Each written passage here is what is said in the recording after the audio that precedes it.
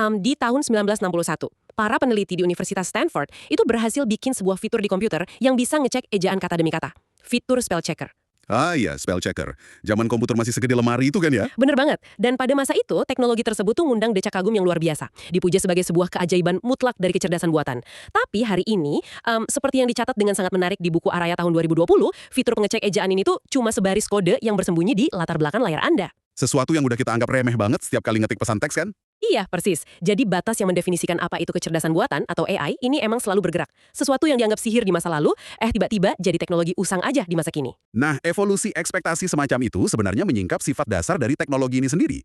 Kecerdasan buatan itu bukanlah sekedar perangkat lunak yang bisa diinstal lalu ya udah selesai. Ini tuh sebuah perubahan paradigma yang terus-menerus merombak cara mesin memproses informasi. Betul. Dan kalau kita perhatiin sekarang kan kita dibombardir sama ratusan berita tentang AI tiap harinya ya. Wah, tiap jam malah kayaknya. Dari yang cuma pembuat gambar otomatis sampai algoritma yang bisa nentuin kelayakan kredit bank Anda. Makanya, memahami fondasi sejarah dan teknisnya ini jadi semacam, ya tameng intelektual lah buat kita. Setuju banget. Tanpa pemahaman soal gimana mekanisme mesin-mesin ini berevolusi, batasan antara fiksi ilmiah dan realitas teknis itu jadi sangat kabur. Makanya, itu tepatnya yang bakal kita bongkar di sesi eksplorasi ini. Kita bakal bedah tuntas ya. Betul. Kita nggak bakal cuma ngelihat AI sebagai kata kunci yang lagi tren. Kita bakal ngelusurin akar sejarahnya dari pertengahan abad ke-20, terus ngelihat gimana teknologi ini bertransformasi lewat 3 gelombang evolusi dari klasifikasi DARPA. Dari yang dulunya cuma kalkulator dengan aturan kaku sampai ke sistem machine learning yang kita kenal sekarang ini. Dan puncaknya, kita bakal ngebahas gimana pencocokan pola statistik pada akhirnya bawa kita ke area yang cukup ngeri ya, yaitu aplikasi militer seperti sistem senjata otonom atau Little Autonomous Weapon Systems, biasa disingkat LAOWS. Area yang sangat kontroversial, tapi penting banget buat dipahami. Nah, oke, mari kita bedah topik ini. Sebelum kita bisa bahas gelombang AI modern, kita kan harus paham dulu nih gimana konsep kecerdasan mesin ini lahir dan kenapa dia sempat hampir mati suri gitu. Ya, untuk paham gimana kita bisa sampai punya algoritma yang bisa nerbangin drone di medan perang, kita harus mundur jauh, ke masa ketika komputer itu bahkan belum punya layar monitor. Wow, bayangin aja tuh, belum ada layar sama sekali. Betul, jauh sebelum era internet. Pemikir kayak Vannevar Bush di tahun 1945 itu emang udah ngasih konsep awal. Dia membayangkan sistem mekanis untuk memperluas memori dan pemahaman manusia.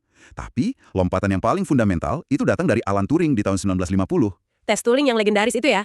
Iya, persis. Di laporannya Ante Burizi, tahun 2021, disoroti gimana Turing mempublikasikan gagasan tentang mesin yang mampu menyimulasikan kecerdasan manusia. Turing tuh nggak cuma nanya apakah mesin bisa berhitung. Dia nanya apakah mesin bisa mikir kan? Lebih tepatnya, dia nanya apakah mesin bisa bermain game imitasi sampai bisa nipu manusia buat percaya kalau si mesin ini adalah sesama manusia. Sebuah pertanyaan yang benar-benar mendobrak pada zamannya ya. Tapi istilah kecerdasan buatan atau artificial intelligence sendiri baru dikukuhkan beberapa tahun setelahnya kan? Benar. Istilah itu baru diformalkan di sebuah konferensi di Dartmouth pada tahun 1956. Marvin Lee Minsky, salah satu arsitek utama disiplin ini, memberikan batasan yang cukup presisi. Gimana tuh definisinya menurut dia? Di publikasi Minsky tahun 1956, yang juga banyak dikutip di dokumen ANTB tahun 2021, dia mendefinisikan AI sebagai sains untuk membuat mesin melakukan hal-hal yang membutuhkan kecerdasan jika tindakan itu dilakukan oleh manusia. Kedengarannya sih sederhana ya, kayak pokoknya niru kerjaan orang pinter aja gitu. Nah, kelihatannya sederhana. Tapi pas mau dieksekusi, ini ngebikin para ilmuwan terbelah jadi dua kubu pendekatan. Ada paradigma simbolis dan paradigma koneksionis. Oh, saya sering dengar dua istilah ini saling berbenturan nih di sejarah awal komputer. Pendekatan simbolis ini pada dasarnya nyoba masukin logika pikiran manusia ke dalam mesin pakai cara dari atas ke bawah, betul nggak? Tepat banget. Kayak mereka memprogram aturan deduktif kaku pakai pohon logika if-then. Jadi kalau A terjadi, maka mesin harus ngelakuin B. Persis. Paradigma simbolis itu mengasumsikan bahwa semua pengetahuan manusia itu bisa diterjemahkan jadi simbol-simbol eksplisit dan aturan logika formal. Semuanya serba tertulis jelas. Terus kalau yang koneksionis gimana bedanya? Kalau koneksionis itu melihatnya dari bawah ke atas. Alih-alih nulis aturan yang kaku, mereka terinspirasi sama biologi. Mereka nyoba niru struktur otak manusia pakai jaringan neuron buatan. Wah, neuron buatan ini maksudnya jaringan saraf tiruan itu ya? Betul. Neuron buatan ini pada dasarnya adalah simpul-simpul kalkulasi matematis yang saling terhubung. Mereka nyoba memperkuat atau melemahkan sinyal di antara mereka berdasarkan pengalaman. Persis kayak sinapsis di otak kita kalau lagi belajar hal baru. Menarik banget. Kalau kita buat analoginya nih ya, pendekatan simbolis yang pertama tadi itu ibarat kita ngajarin balita tata bahasa, tapi dengan cara maksanya ngehafal buku grammar yang super tebal. Analogi yang pas banget tuh. Kan kita berharap si balita bisa fasih ngomong ya, tapi kita nggak pernah ngizinin dia dengerin orang dewasa ngobrol secara alami. Hasilnya jelas, bahasanya pasti bakal kaku banget kayak robot. Dan bakal gagal total pas ketemu bahasa gaul atau obrolan santai di dunia nyata. Nah, persis. Jadi apakah paradigma koneksionis ini yang akhirnya nyelamatin perkembangan AI? Pada akhirnya, iya. Tapi perjalanannya nggak mulus. Analogi balita tadi tuh menggambarkan dengan akurat kenapa eksperimen AI era awal tuh banyak yang gagal.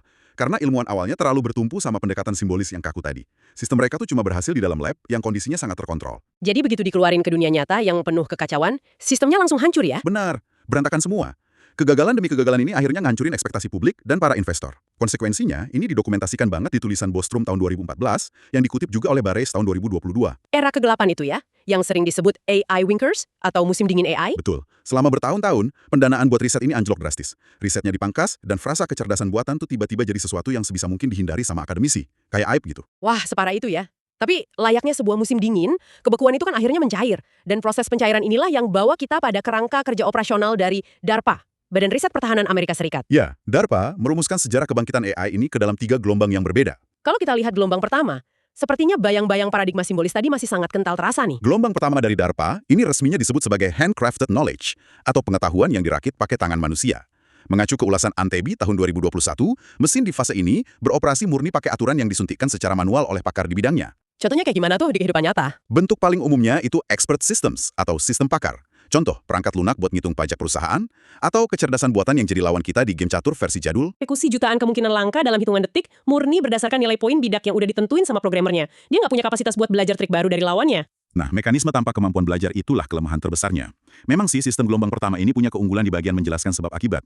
Kita bisa melacak ke setiap baris kode, kenapa mesin itu mindahin bedak kuda ke petak tertentu. Karena semuanya udah diprogram eksplisit ya. Tapi pasti ada kelemahannya dong. Kelemahannya sangat fatal. Sistem ini punya toleransi nol terhadap ketidakpastian. Kalau Anda iseng ngubah sedikit aja ukuran papan caturnya, sistemnya nggak bakal bisa adaptasi dan langsung crash saat itu juga. Berarti keterbatasan sistem kaku inilah yang maksa ilmuwan buat balik lagi ngelirik paradigma koneksionis yang sempat tertidur itu. Tepat. Dan itulah yang akhirnya memicu gelombang kedua.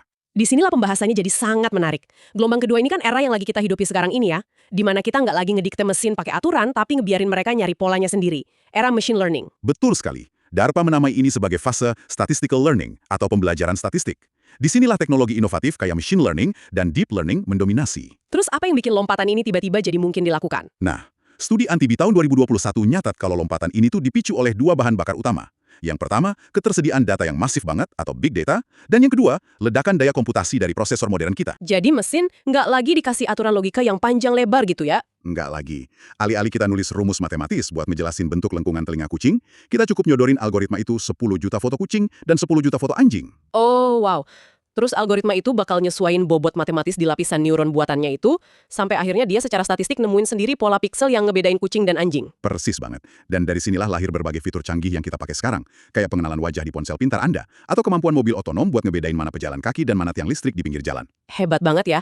Tapi saya ada satu pertanyaan kritis nih soal ini. Silakan. Hal yang paling memukau dari gelombang kedua yang lahirin machine learning ini kan kemampuan prediksinya ya. Tapi kalau itu cuma sekedar prediksi statistik tingkat tinggi, apakah layak kita sebut sistem ini cerdas? Pertanyaan yang bagus. Bukankah ini ujung-ujungnya cuma kalkulator pencocokan pola yang kebetulan sangat-sangat canggih aja? Nah, ini poin krusialnya. Kekuatan statistik ini datang dengan kompromi yang sangat besar, yaitu fenomena kotak hitam, atau black box.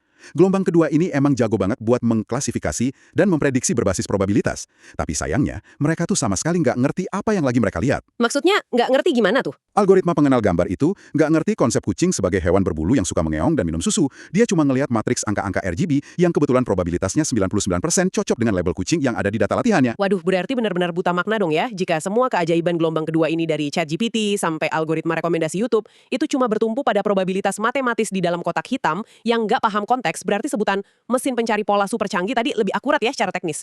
Secara teknis, iya. Dan para insinyur kecerdasan buatan tuh sangat menyadari defisit kognitif ini, karena pencocokan pola statistik terbukti sangat rentan kalau dihadapin ke situasi dunia nyata yang belum pernah mereka lihat di data latihan. Jadi apa langkah selanjutnya buat ngatasin ini? Riset sekarang sangat mendorong batas arsitektur mesin untuk masuk ke gelombang ketiga.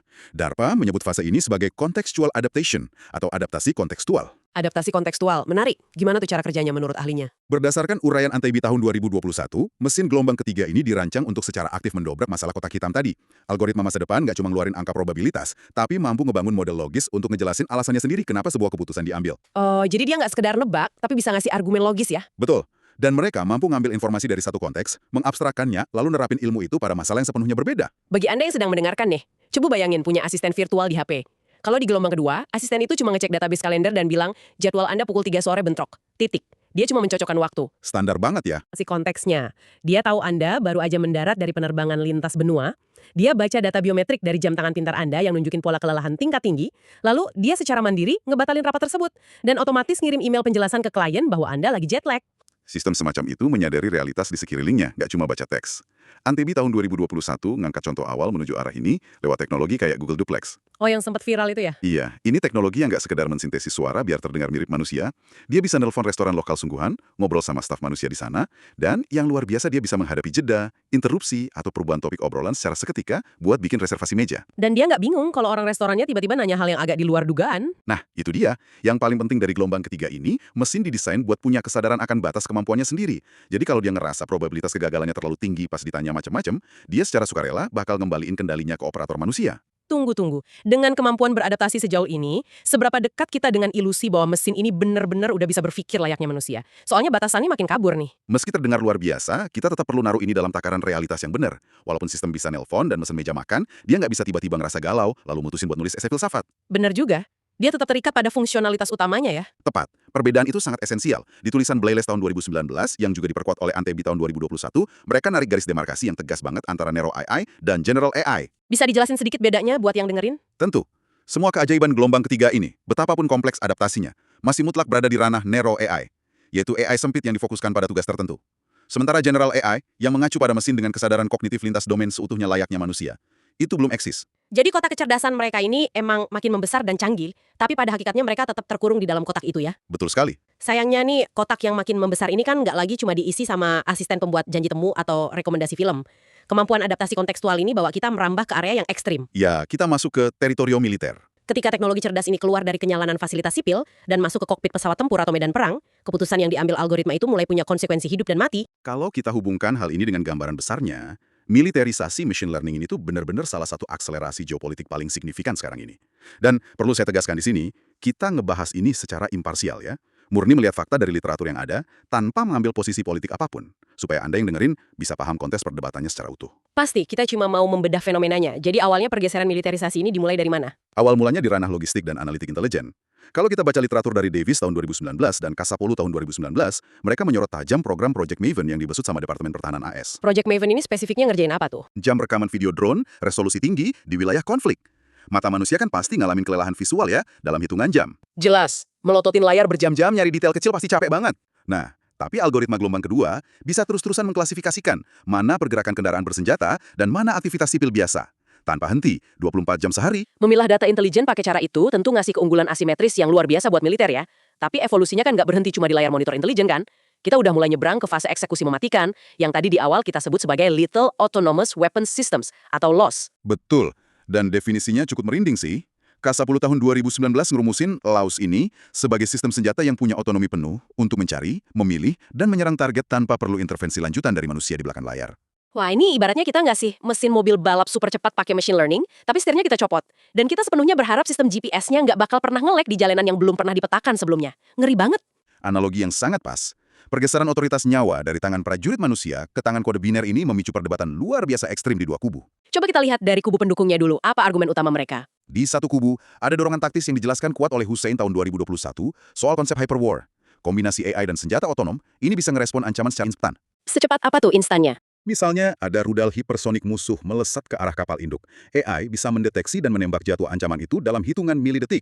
Kecepatan reaksi ini jelas melampaui batas sinapsis biologis manusia. Jadi, dari sudut pandang ini, mendelegasikan eksekusi ke mesin adalah instrumen pertahanan yang paling vital buat keselamatan pasukan.